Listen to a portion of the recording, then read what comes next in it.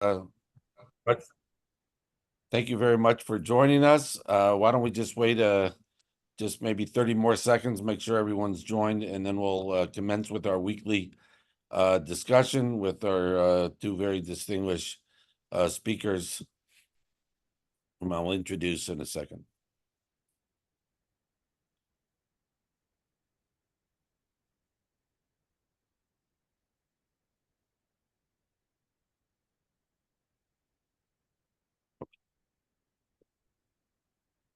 Aisha, I'm going to start with you. Okay, why don't we start? I think hopefully everyone joined. Again, I'm Mike Makovsky. I'm the president and CEO of GINSA. Thank you for joining our weekly discussion on the war with our distinguished colleagues. One is retired IDF Major General Yaakov Weish. He's a senior vice president here at GINSA, he lives in Israel. He's a former head of IDF operations, former defense attaché for Israel here in Washington. The other one who whose picture will be joining us, his video will be joining us, is retired IDF General Major General Yaakov Amichor. He's a GINSA distinguished fellow at our Commander Center, and he's a former national security advisor to Prime Minister Netanyahu. General Weiss, let's start with you first, and then I'll go to General Amichor.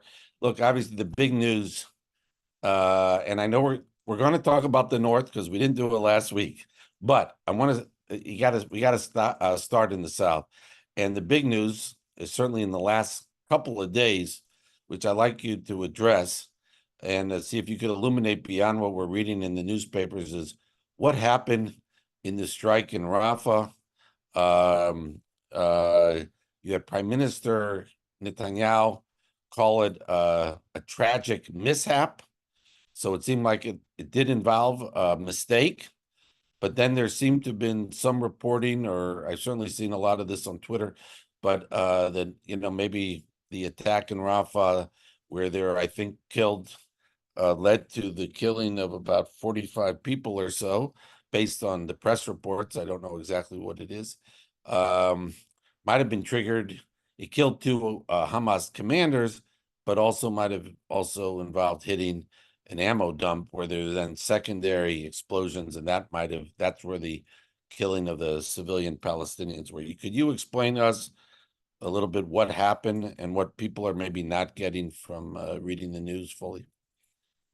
Thank you, Mike. Thank you for having me. Just to give some context, let me remind our viewers that the IDF in Gaza is fighting in three specific areas. One of them at the southern part of the Gaza Strip is the Philadelphia axis, which is basically the border between the Gaza Strip and Egypt. The second one is the Humanitarian corridor, divide the north part of Gaza City and neighborhoods from the southern part. And the third part is Jabalia. And in every sector like that, there is a division that is leading the fight with all the support that it can get from the intelligence, from the Air Force, etc., etc. And then I'll maybe elaborate about the specific mission of every division in a second. But before that, I'd like to address the fact that the division that fight its way on the Philadelphia axis have almost taken all the access up to Tel Sultan, which is basically already a point where you can see the beach, because it's the direction from east to northwest. And during their fight and clear up, they found launching pads. They found more than 20 tunnels that were leading from Egypt into the Gaza Strip, tunnels that were used by Hamas and the Palestinian Islamic Jihad for different purposes. such as anti-tank capabilities and so on and so forth. And as part of their mission, they have to secure that area and to eliminate the Hamas brigade that still control the area of Rafa and its neighborhood, Shabura and Brazil. Part of that, they were trying to detect military commanders of Hamas and kill them. And 2 of them were identified. We are talking about 2 with a very important role in guiding and arming and igniting terror activities in Judea and Samaria from the area of the Gaza Strip, from Rafa. We are talking about 2 who were released during the Gilad Shalit exchange deal that took place in 2011. Those 2 were detected, and as the IDF is doing, the situation, the operational situation was analyzed, and the decision to eliminate them by targeted killing was taken. And the tool that was chosen for that was a small bomb, 17 kilograms bomb. And that's exactly what the IDF have used. And the bomb hit the target in a very accurate way. And here comes the interesting part. Secondary bombs were ignited, not sure what ignited them. It could be launching pads that were nearby, that were identified by us from the air only later. And the fire was ignited something like 100 meters from them. We are not sure what ignited that fire. What we took from intelligence sources and the recording of this conversation between Palestinians in Rafah was published by the IDF, is that a secondary bombs, i.e. depots, belongs to Hamas that were over there to hide either rockets and explosives and all type of munitions were ignited, and due to that a fire took place that burned tents and some huts that were a few dozens of meters from there. Basically, according to my experience, if you are using such a bomb in an accurate manner, nothing that is dozens of meters from there shouldn't be ignited as it happened. This is something that the IDF have published. So basically, the investigation is an ongoing one. And yesterday, the IDF released those facts, and it seems like those terrorists were in an area where depots and explosives were hidden, and rockets and launching pads were planted, and that's what have happened over there. Let me ask you, thank you, General Amidror. Let me ask you about this, and I know, what's your view on this? I know you don't, neither of you, of course, work for the Israeli government, but given what General Ice just said, is it unusual that Prime Minister Netanyahu would say right away it was a mishap before there was even an investigation? Because it seemed to concede the point that it was a mistake by the IDF, but it seems like, based on what General Ice was just saying, they're still not sure yet what triggered these explosions that actually killed these other civilian Palestinians. Oh, General Amidror, we can't hear you. It's muted. Thank you. I don't know why the Prime Minister said what he said. I think what was important for the Israelis to make sure, because the Americans immediately reacted to it like this is blowing the whole operation in Rafah and kind of kind of a way to show that we were right, you should not act in Rafa and so on and so forth, was to say what happened is not part of an Israeli attention to kill Palestinians, so on and so on. It might be a mistake what was done, or a tragedy, someone used this word.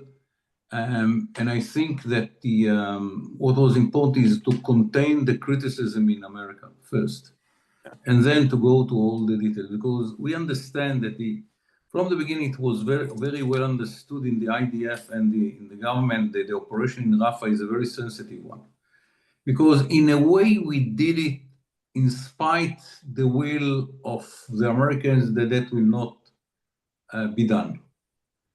And this is why we open it with moving more than 1 million Palestinians from the area, because that is, at least public, was the main concern of the Americans. And then we were very cautious in the operation itself. We didn't speak about it. We didn't say how many forces there are there and where we are exactly, because we didn't want to embarrass the Americans, which were against it. They are not, vocally against it, but America was against the operation in Gaza, and they say that they have some other ways to do it. We didn't learn any new way to do it, by the way. No one told us about any new way. And all the new ways which had been offered by some Americans are not connected to the reality in the Gaza Strip. So what was important for us is to contain the way which begin, hey guys, this is a proof that the Israelis should not go to Rafah. It was purely for the United States of America, not for any other reason. Okay. So let me ask them, that seems to have been generally effective, General Amidjor, don't you think? Because the U.S. response to this was very different, it seemed like, than the World Kitchen, mistake that happened, the attack by. It's in the kitchen mistake. It's clear that it was a mistake in our side. Right. Mistake that can be explained. It was at night. It's the middle of an operation that you don't know who is who where, and so on and so forth. And they didn't sign themselves with something that we can identify at night. Here we knew what we are attacking. Yeah. Right. And what happened is, in the second, as General said, it was the secondary explosion.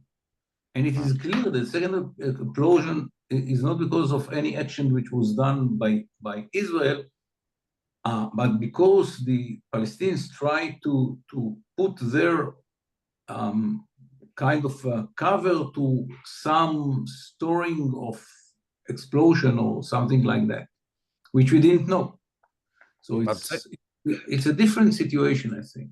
But I mean that the response so far by the Biden administration, and of course, it's also a different day, was actually pretty, I would say, relatively muted. It wasn't overly critical of Israel. They say they're investigating it. So it seemed like the Israeli response, while they're investigating, has been effective. If, again, as you say, I think there is General Aish mentioned something which I think is also important. We have a long relationship of exchange of intelligence with the United States of America, and because of this conversation of the Palestinians, it was clear from the beginning that from the Palestinian side, they understand that it was not an Israeli mistake, but something that the secondary explosion was related more to the explosive which was hid there by the Palestinians. And the fact that our SIGINT guys could transfer information immediately was almost parallel to the explosion. And because it can be trusted, because it's something, it's a pipeline of intelligence which works every day. It's not something which we made because of the operation and the problem. No, it's an intelligence that we are moving to the Americans and all the time, and it is kind of an exchange of information between the two organizations. And I think that also contributes to the way which the Americans reacted. It was well understood by the professionals on the American side that it was kind of an issue that cannot be judged in advance by the Israelis. And just to clarify, and I know I'm going to turn to General Ice, but just to clarify what you just said, General Major, when you refer to signal, you're talking about the signal intelligence that the Israelis picked up of two Palestinians speaking that referred to there being an ammunition dump there. Is that right? Exactly, and they were Ice. ignited by secondary bombing, part of the fact that they were planted over there. So let me ask you just step back for a second, and I will want to talk about something that's been in the news here the last 24 hours, but on the U.S. built pier. But let me just ask you both, starting with General Ice, stepping back a second, we talked about this last week, of course, a bit. The Israelis have moved almost 1 million Palestinians, it seems like, from Rafah. It's generally been, except for until this event, which obviously got international attention. It's generally been a relatively quieter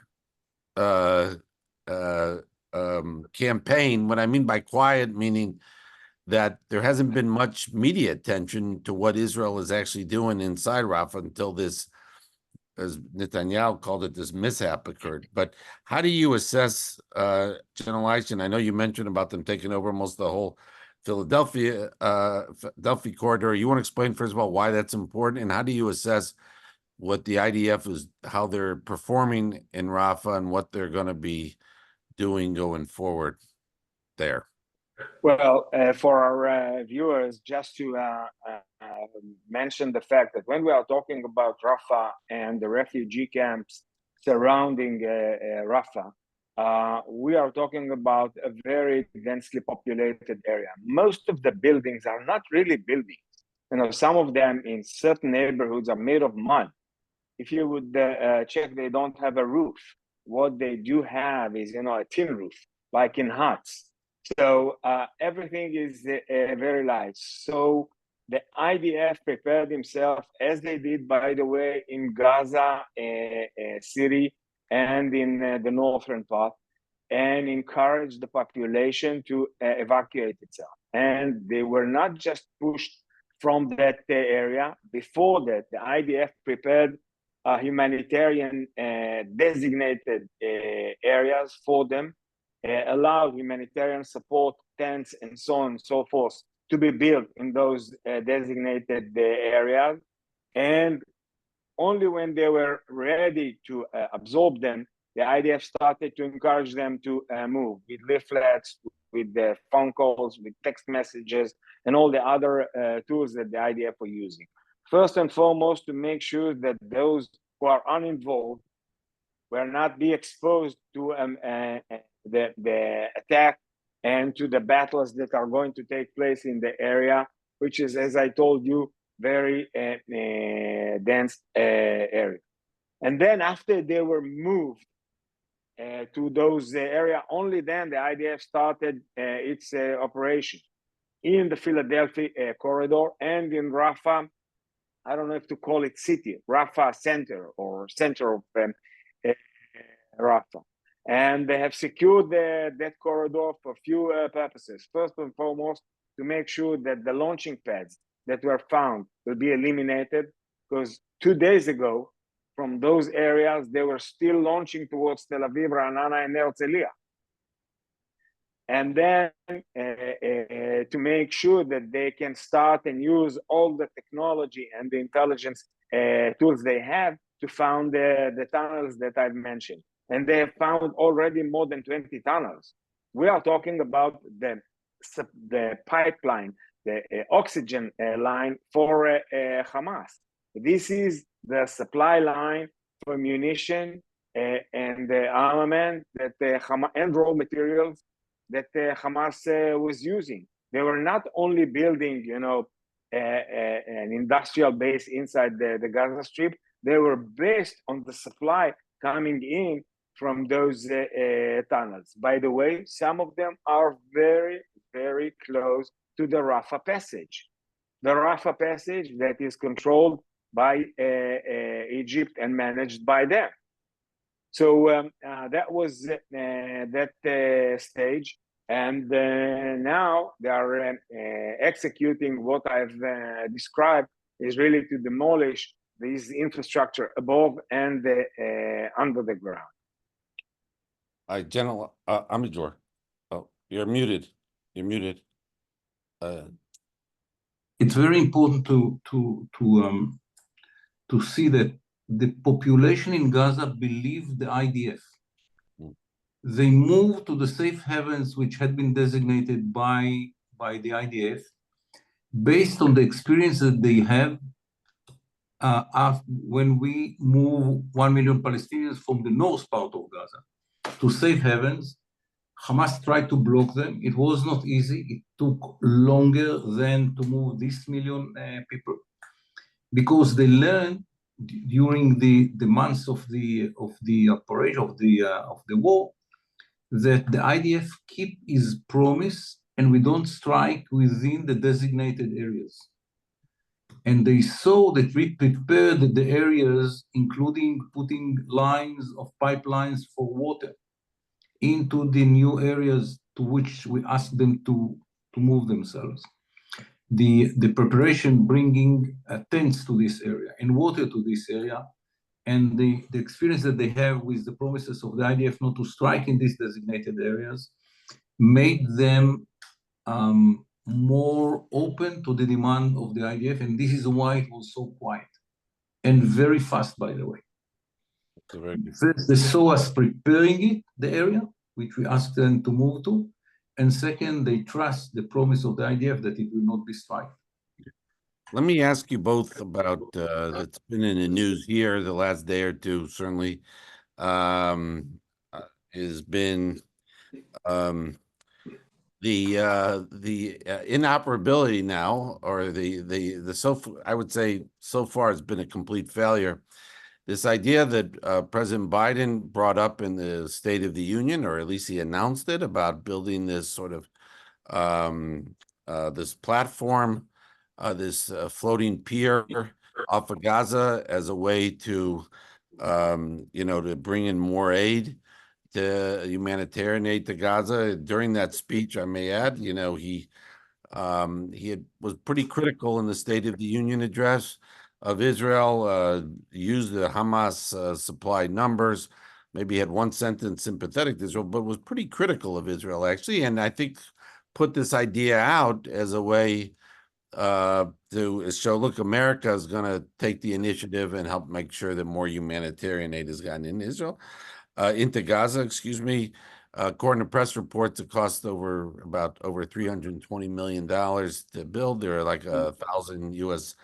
servicemen that were involved. There have been a few U.S. soldiers that have been injured in this, and now due to high winds and other weather, the thing is kind of broken apart a bit. Some of it floated to Israeli city, and the U.S. said till this gets fixed, there'll be no humanitarian aid. And even some of the aid that's gone through has been reported that has been stolen by Hamas.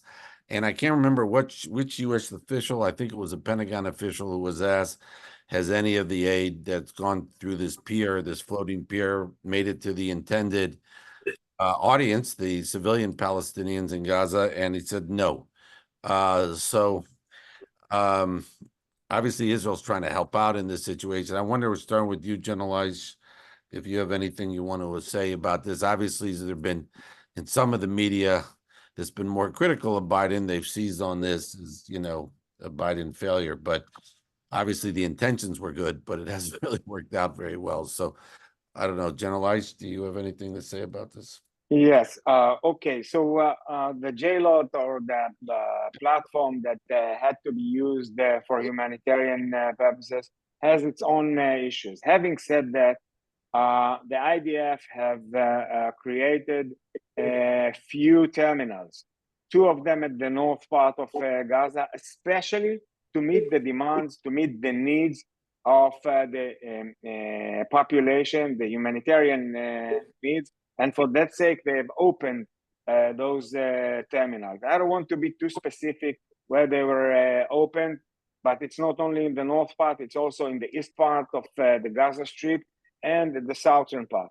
And without going into too much details, it's not only terminals, it's ways, routes that were paved in order to allow trucks with all the goods and supply and the humanitarian supply to go in. I know from firsthand, it's not only that effort, which is the operational effort, it's also a huge logistic effort taking place inside Israel with the Ministry of Defense to buy all the supply and to make sure it is delivered to the population. By that, definitely they meet the needs, and we know from intelligence sources that it's far more than the needs. In fact, they have flooded the Gaza Strip, especially the designated humanitarian areas, also to encourage the population to go there with all the supply. General Amidor mentioned the water and all the other stuff. It's also medical support, food, and some other needs. And by that, definitely they can compensate on the J-lot or the naval platform until it will be fixed. Okay, General Amidor, do you have anything you want to address this? No, just to over the General, I said whatever was needed to say about it. We have a proof that we overflowed the Gaza with the humanitarian. The price of food was reduced in the last few weeks, and even it is looted by gangs. At the end of the day, they have to sell it. They cannot keep it in somewhere. So yes, they are making money on account of the ordinary people are paying more, but at the end, because so much was entered to Gaza, the price was reduced, and the whole story about the humanitarian crisis is more propaganda than reality. Possibly. There is one thing which is, Mike, if I may, which is highly sensitive and we didn't mention yet. People have to bear in mind that when we are fighting along the Philadelphia axis, when we are supplying all the needs of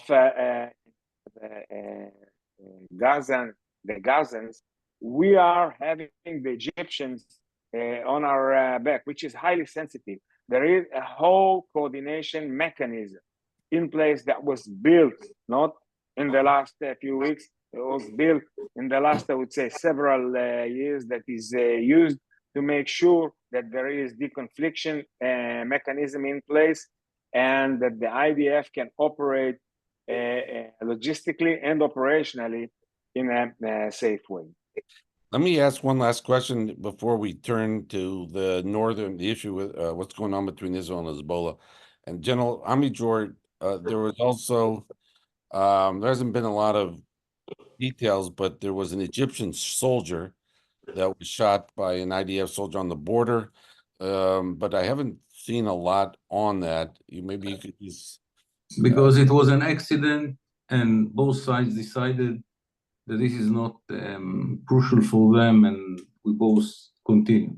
If I want to add something to generalize what he said, people don't pay attention, but we are bringing parallel to the operation in Rafa from the same area. We are letting trucks to enter to Gaza, and they are making the whole way into the Palestinian side, providing food and whatever is needed to the Palestinians. We even make special construction to allow the trucks to move parallel to the logistic effort which is needed for the operation in Rafa. And we made all the efforts that they continue to flow into the humanitarian help will flow into Gaza from the pass near Kerem Shalom at the same time that we are fighting in Gaza. And so, because for us, the fact that the humanitarian help is continuing to flow into Gaza is very important. Okay. Let's talk about, unless one of you has something you want to add about the South. I thought I would talk about what's going on in the Israel-Lebanese border. Is that okay? So let me start. I started the South with General Ice. I'll start the North with General Amidor. General Amidor, how do you, certainly here in the US, there's press about it and then it kind of goes away. Obviously there's been, I don't know if we call it a war of attrition of types, going on in the North. Obviously there, you have, the numbers, I know General particularly focuses on this, tens of thousands. I've seen up to 60,000. 80,000. 80,000 Israelis on the northern border of Israel and Lebanon who've been displaced. Israel's trying to, there've been a back and forth between Hezbollah and Israel to push the Hezbollah forces back at least 13 kilometers and to get some agreement or understanding that would enable those 80,000 Israelis to return to their homes. It's obviously an important issue for Israel. It doesn't get, I would say, enough or a lot of attention here in the U.S. about the displaced Israelis. Could you update us on how you see, because it's been going on for a while, and every now and then you hear Defense Secretary Minister Gallant talk about making certain threats, but it seems so far just to be a back and forth, with obviously Israel inflicting a lot of damage on Hezbollah. At the beginning of the war, Hezbollah made a decision. They are not going to full war with Israel in this opportunity that Hamas did something. But the pressure was very strong, and he couldn't be in a position, Nasrallah, that they can say, okay, guy, where are you? We are fighting against the Israelis and you do nothing. You're supposed to be the leader of the Mukamawa, so where are you? And Hezbollah made a decision to make something very, very limited.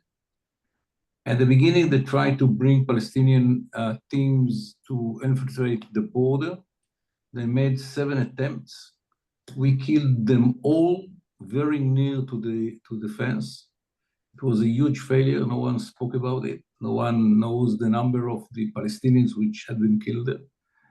And they begin, instead of bringing Palestinians to the border, to launch rockets, missiles, and very important, anti-tank missiles.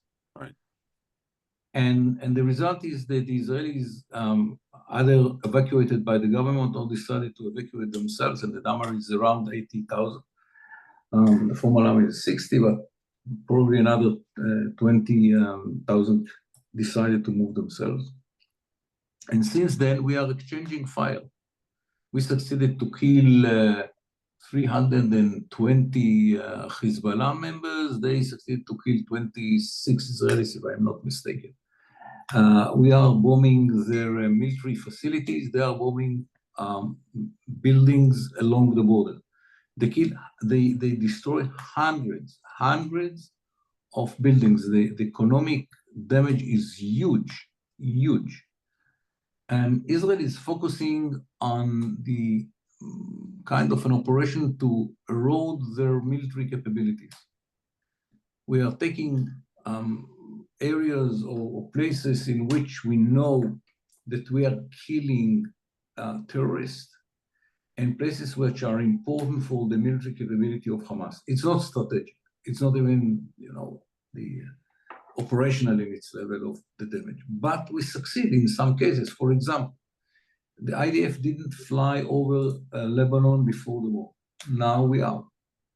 And there are other areas in which we succeeded to erode their capabilities. But this is not a solution. We will have to face a decision within few months. After we will end the intensive part in Gaza. It will take months, 2, 3, if it will be very, very slow.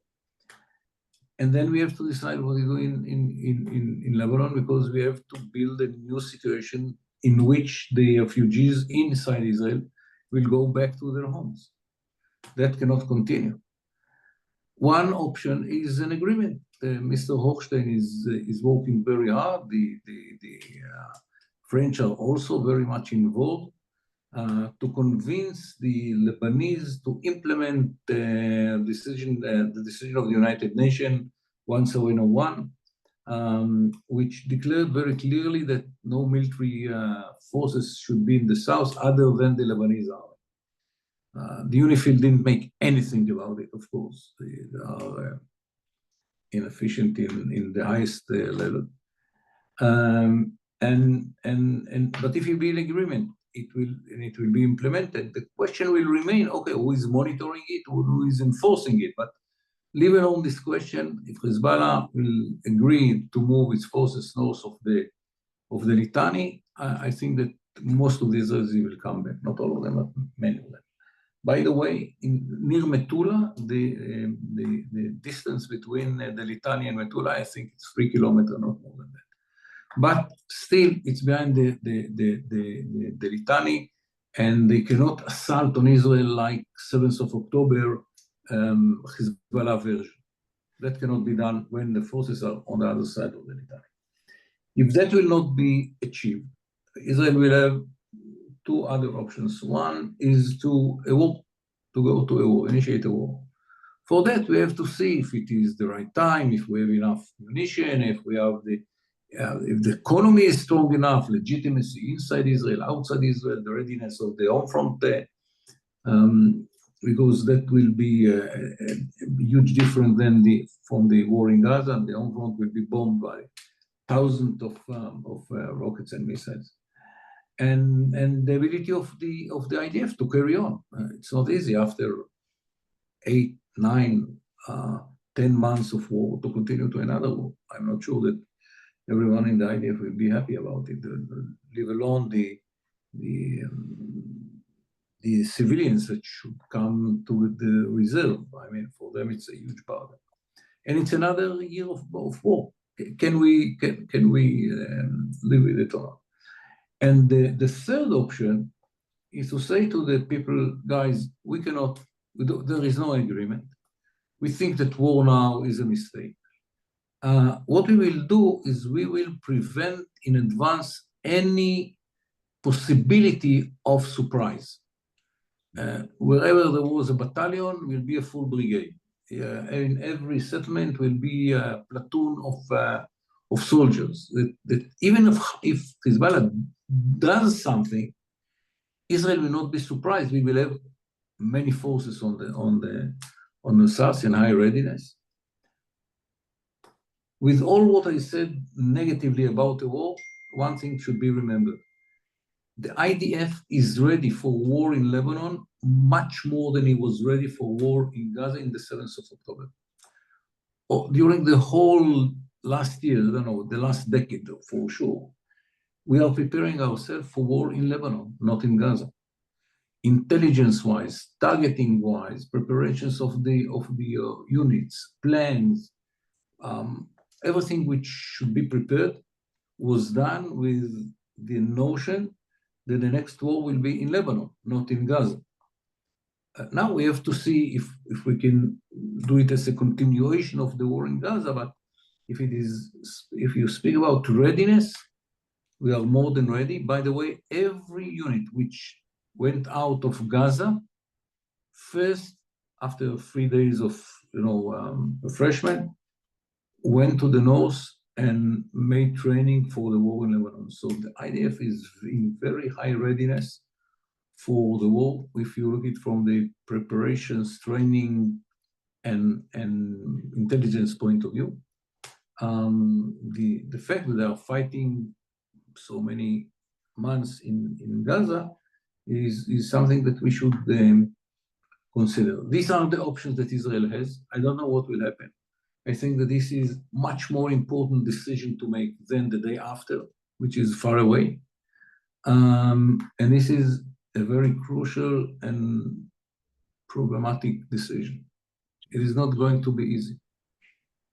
Thank you, General Amidror. General Aish, you've been very focused on this issue about the displaced Israelis in the north and the south, and on the north in general. Is there anything you would like to add to what General Amidror said, please? I think the description, the strategic description that General Amidror gave us is a very accurate one. I'd like to take it for the next stage.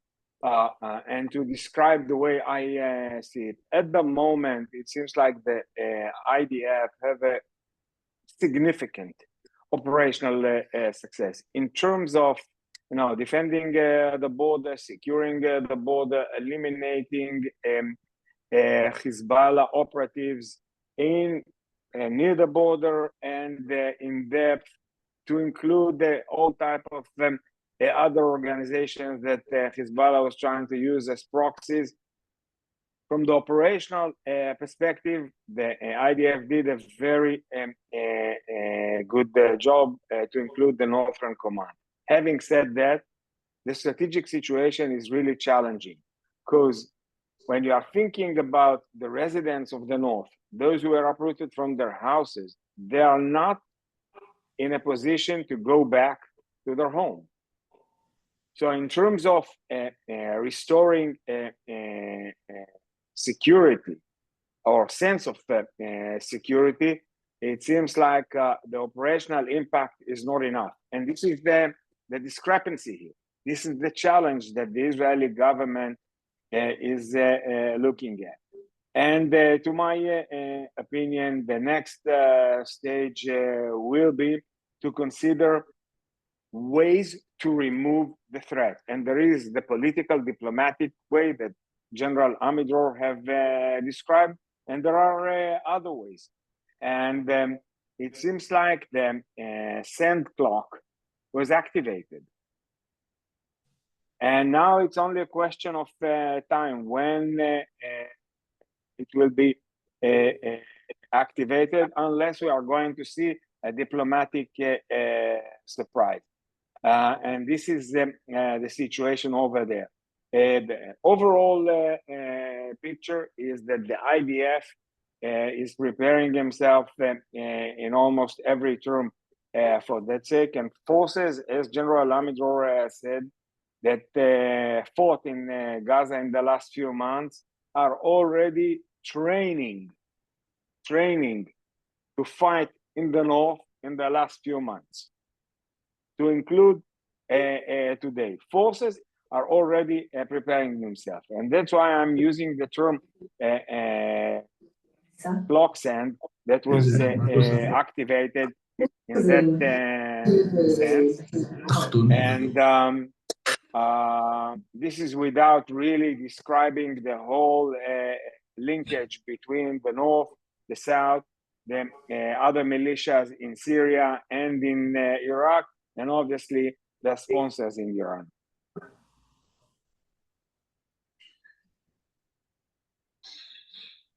Mike, you are in silent mode. Sorry about that. We have a few questions I want to get to, but I'd like, before I do that, we have a few questions on our board that I want to get to.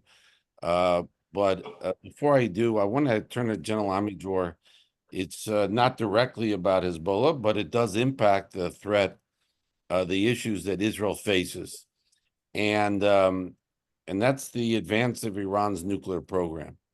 And with everything going on since October 7th, Iran's nuclear program does not get the same media attention as it did before. To the extent that it got a lot of media attention before, I'm not even sure about that. But certainly the war has obscured a lot of the advances of Iran's nuclear program. There was a report in the Wall Street Journal, I think it was yesterday, that said that the U.S. was trying to stop a censor of the Europeans within the IAEA against Iran because they don't want any confrontation with the Iranians before the U.S. election. Obviously, the administration denying that. But I just thought I'd bring it up to you, General Amidor. How concerned are you about Iran nuclear program, given that Israel is enmeshed in these conflicts in the north and the south, all the media attention and all this? Are you concerned about that the Iranians program? I'm concerned. I have many concerns about it. I don't see an easy solution for that. The only country that make the difference by putting direct pressure on Iran is the United States of America, but the Americans decided not to do it. And Israel now is busy with the war in Gaza and maybe tomorrow in Lebanon. And I don't see Israel ready to make a parallel war 1,500 kilometers from here with Iran. It's a huge problem, not less one, a huge problem, which I don't see a good solution to. But I imagine it's going to affect the way Israel looks at their conflict with Hezbollah, as well as what's going on in the nuclear program with Iran. Maybe not, but yes, but I think that need not be the main factor. Yeah. All right. Let me ask just. We have a few questions that people have posted. I'll mention too that David Elman brought up, says, how does Israel manage the obvious involvement of Egypt in the activities through those enormous tunnels running from Rafa to Egypt, supplies and movement of terrorists? And also his second question, so one is on, how to, okay, the second question is, he asks, we have 100,000 people out of their homes. Virtually Israel's land is a no-go zone. This can't go on for much longer. This situation has to be resolved. Does that mean a war with Hezbollah is inevitable? I think the second question you both have kind of addressed already. Maybe you could just address the first question, which is the Israel managing Egypt's involvement in these tunnels and smuggling and terrorists going through. We talked about it last week, but maybe yes, we spoke about it. Look, we have long relations with Egypt. It's not something new. We have very long cooperation in the security side. We fought together against ISIS in the Sinai Peninsula. But Egypt is a very complicated state, which we Westerners cannot understand. It is an army which has a state. Third of the economy is run by the army, from baking bread to constructing bridges, and everything in the middle. It's a state which has a huge economic crisis without support of the Emirates in the last minute, in a few weeks ago, by moving billions of dollars to the banks in Egypt. They cannot survive. The IMF is going to lend them money. But at the same time, they spend billions on submarines, air force, ground forces, whatever. They have huge army, almost, if I remember the numbers, 450,000 soldiers. And as I said, modern weapon system, and they are buying all the time. All the time they are buying.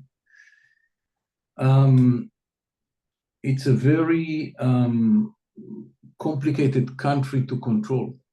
It's more than 100 million people.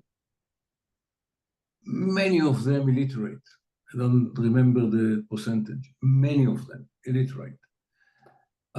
Corruption is part of the society. It's part of the culture. It's part of whatever you call it. And if you read books about Egypt, you understand that it is not something which is on the surface. It's very deep for years. So the question is, I don't believe that the center of the system in Cairo decided to help Hamas. I don't think that this is the case.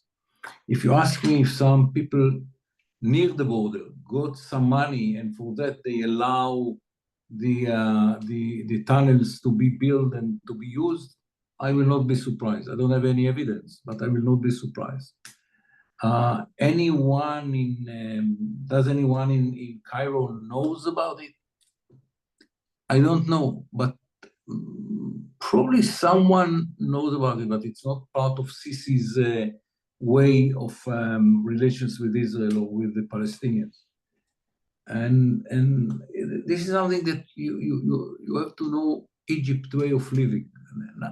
when the Egyptians are saying, when they say Bukra, the translation is tomorrow.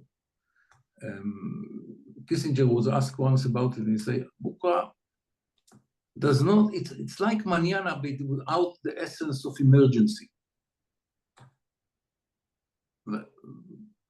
I mean, this is the Egyptian way of doing things. Time is not time, promise is not promise. But up till now, we have relations. This is the way that we are doing it since the agreement many years ago. It went through Sadat to Mubarak to Morsi to Sisi. It works. There is no any friction in the border. We don't have infiltration of terrorism from the Sinai. Who is responsible for the fact that there are 20 tunnels? This number, I don't know if it's the right number. 20 tunnels under the border from Rafa from Rafa in the Palestinian side to Rafa in the Egyptian side. I don't know, but if I have to guess, someone in the area. General Eich, for the sake of time, I'm going to ask you the next question that we have with David Musser. Is there any evidence that some Hamas fighters are hiding out in the safe zone set up by Israel?